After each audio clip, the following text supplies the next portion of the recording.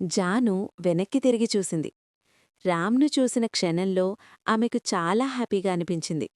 అది ఏదో తెలియని ఆనందం. అలా అతన్ని చూస్తూనే నిలబడిపోయింది. అలా జాను చూస్తుండగానే అక్కడికి ప్రియా, రామ్ వచ్చారు. ప్రియా జాను భుజం మీద చేయి వేసింది. అప్పుడు జాను స్పృహలోకి వచ్చింది. ఏమైంది జాను, అలా నిలబడిపోయావు అని ప్రియా అడిగింది. అలాంటిదేం లేదు, నార్మల్ అని జాను చెప్పింది. సరేగాని ప్రియా, నిన్న కాలేజ్కి ఎందుకు రాలేదు అని జాను అడిగింది.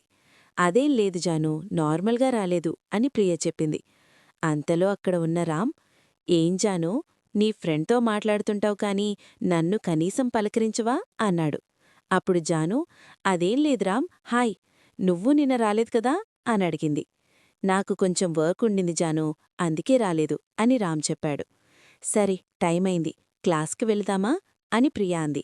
సరే అంటూ అందరూ క్లాస్కి వెళ్లారు. లంచ్ టైంలో ప్రియా, జాను, ఈరోజు మాతోనే తిను అని చెప్పింది. పర్వాలేదు ప్రియా, నేను మెస్కు వెళ్తాను అని జాను అంది. అప్పుడు రామ్, రోజూ తినేదే కదా జాను, ఈరోజు మెస్కు రాకుండా మాతోనే క్యాంటీన్లో తిందాం అన్నాడు.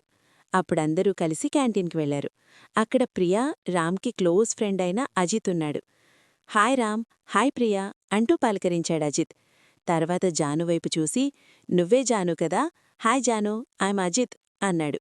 నాకేరా తెలుసు అని అనుకుంటున్నావా, ప్రియ చెప్పింది అని నవ్వుతూ అన్నాడు. ఈ అబ్బాయి చాలా ఫాస్ట్గా ఉన్నాడే అని జాను మనసులో అనుకుంది. సరే పదండి తిందాం అంటూ అందరూ కూర్చున్నారు. ప్రియ పక్కన రామ్ కూర్చున్నాడు. వాళ్లకు ఎదురుగా అజిత్ కూర్చున్నాడు. జాను అజిత్ పక్కన కూర్చోవాలా లేక అని ఆలోచిస్తూ నిలబడింది. ఆ సిచ్యువేషన్ అర్థం చేసుకున్న రామ్ అజిత్ పక్కకు వెళ్లి కూర్చున్నాడు. తర్వాత జానువైపు చూసి ప్రియ పక్కన కూర్చో అన్నట్టు సిగ్నల్ ఇచ్చాడు. రామ్ చేసిన ఆ చిన్న పని జానుకి చాలా హ్యాపీగా అనిపించింది. నన్ను బాగా అర్థం చేసుకుంటున్నాడు అనే ఫీలింగ్ జాను మనసులో కలిగింది. అలా అందరూ తిని తిరిగి క్లాస్కి వెళ్ళిపోయారు. అలా కాలేజ్ రోజు అయిపోయింది. ఆ రాత్రి జాను పూర్తిగా రామ్ గురించి ఆలోచిస్తూ ఉంది. అసలు ఎందుకు నేనీ అబ్బాయి గురించి ఆలోచిస్తున్నాను, నాకేమైంది అని తనలో తానే ప్రశ్నించుకుంది.